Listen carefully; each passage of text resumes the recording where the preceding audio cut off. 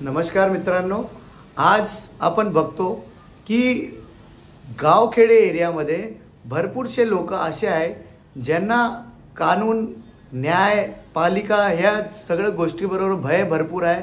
पण आजच्या पिढीमध्ये हे भय निघून गेलेलं आहे।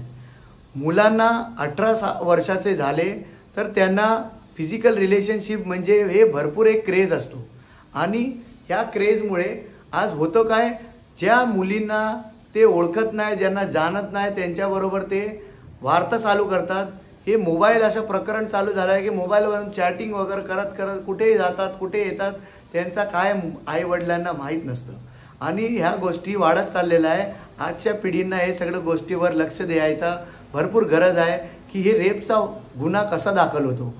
रेप म्हणजे असं झालेलं आहे की मुली आता रेपचा गुन्हा दाखल करून लग्न करायचा हे कॉन्ट्रोवर्सी क्रिएट करतात किंवा पैसे एक्सटॉर्शनसाठी करतात आणि आता भरपूरसे केसेस पैशांसाठी पेंडिंग राहिले आहेत की माझ्याबरोबर रेप झालेला आहे। आणि रेप म्हणजे काय, कन्सेन्शुअली जे सेक्स झालेला आहे त्यांना पण हे लोक रेपचा गुन्ह्यामध्ये दाखल करून त्यांच्यावर एक गुन्हा दाखल करून टाकतात आणि त्यांना बिचाऱ्यांना जेलमध्ये पाठवून देतात, फसवून टाकतात, त्यांचे आयुष्य घालवून टाकतात।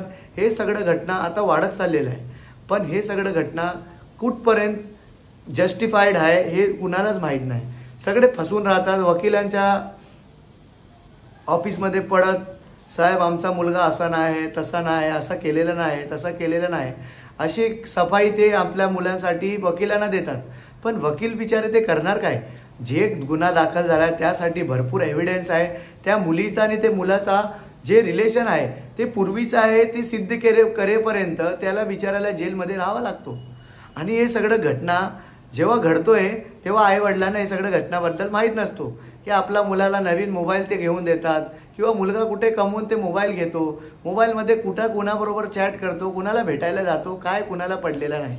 जेव्हा हे सगळं गुन्हा समोर येतो, FIR होतो, पोलीस उचलून घेऊन जाते, ॲट दॅट टाईम आई वडील आणि त्यांच्या घरातले लोक ॲक्टिव्ह होतात आणि बोले आम्ही आमच्या मुलांना सांभाळू। पण त्यापर्यंत खूप उशीर होतं दादा।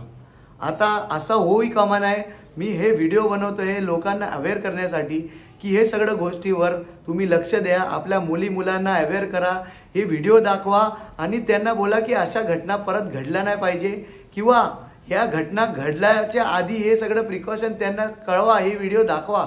म्हणजे तुमच्या येणाऱ्या पिढींना तुमच्या असताना तुम्हाला पोलीस स्टेशन किंवा कोर्ट न्यायालय बघायची फेरी नाही झाली पाहिजे।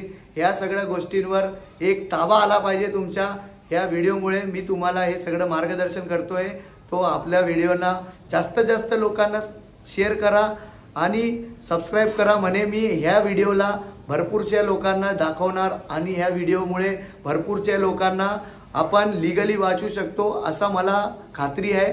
तुम्ही ह्याच्यावर फक्त आपल्या मुलांना मार्गदर्शन करा आणि तुम्ही त्यांना थोडासा भीती दाखवा की हे लॉ कुणासाठी बनवलेलं आहे आणि लॉला पाळणं फार गरजेचं आहे। नाहीतर आयुष्य जे तुम्ही घडवण्यासाठी हे 20 वर्ष घालवले आणि ह्या 5 वर्षाच्या जवानीच्या जोशमुळे तुम्ही कुणाच्या सामनेवाल्या मुलीचं आयुष्य खराब करतात आणि स्वतःचं पण आयुष्य घालवून देतात। त्यामुळे तुम्हाला जेलमध्ये जावं लागतो आणि तुम्हाला तुमच्या या कॅरेक्टरमुळे कुठेही तुम्हाला नोकरी नाही भेटणार आणि त्या नोकरी नाही भेटणार तर तुम्ही जगणार कसा। त्यामुळे तुम्ही आपला सेफ राहा आणि हे सगळं घटना घडू नये। त्यामुळे या व्हिडिओला जास्तीत जास्त शेअर करा आणि सबस्क्राईब करा। धन्यवाद।